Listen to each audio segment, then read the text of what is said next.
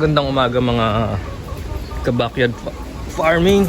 And ngayong umaga guys, nagkakakak na yung ano, is papakita ko sa inyo kung ano yung mga may itong isa vitamins na gamit ko rito.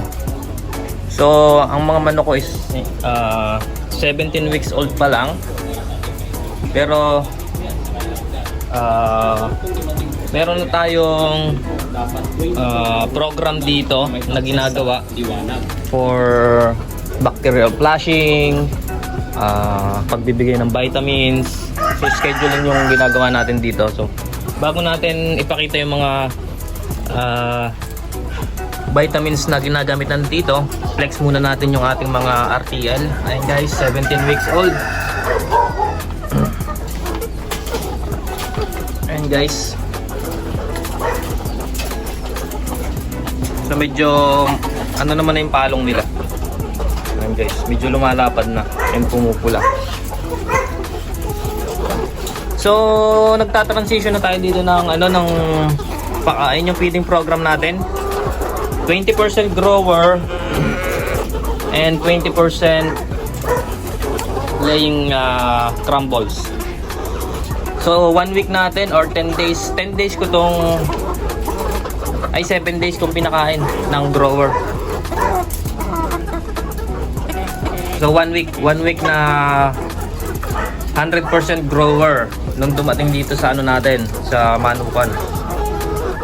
And ngayon pang 17 weeks nila is nagta-transition na tayo. Nakita nyo yung pagkakaiba yan guys. Yung medyo black yun yung mga layer crumble. And sa isang video natin pinakita natin kung ano yung laying layer feeds na pinapakain natin dito. So meron ako nakahiwalay dito guys, kasi 50 heads yun order ko. So ayokong isama yung dalawa na yun doon sa isang kulungan kasi maglilima yung laman nun. So ayan lang yung ano natin, RTL Decal White. And dito naman is yung ating mga Australorp. Ayan. So kinumpan ko sila, hindi siya free range. So try natin yan. Try natin gawin. And wala pa kasi ako nagagawang ano rito yung para sa free range nila. So kinulong ko muna and okay naman na yan. 100% laying mask na yung gamit natin. And saglit, kunin natin yung ano natin, vitamins.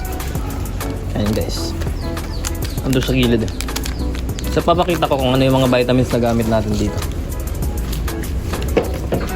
So ang madalas halos para-paras naman ng multivitamins ang ginagamit sa ano sa manukan . So ito, simula kahapon,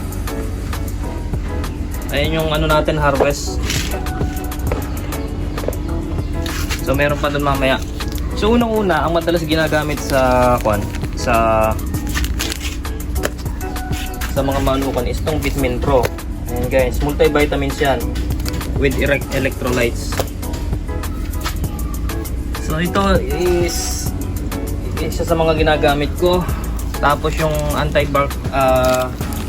bacterial flushing nya, Primoxil powder soluble. Tsaka hindi pa ako nakakabili ng Doximol.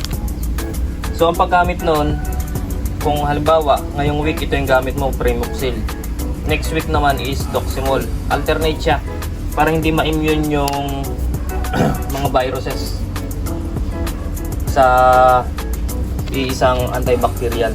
Kasi isa pa, yung anti-malaria natin is ang gamit natin, Sulfar QR. Ayan guys. So mga ano natin yan yung vitamins na ginagamit natin. Yun lang naman. Tapos yung isa pa, hindi pa ako namimili ng egg 1000 kasi hindi pa naman sila nag-egg drop and bago pa lang sila, bata pa. So mga after 2 months siguro na dire-diretso na nangingitlog yun, 2 to 3 months, yun, magbibigay na ako ng egg 1,000.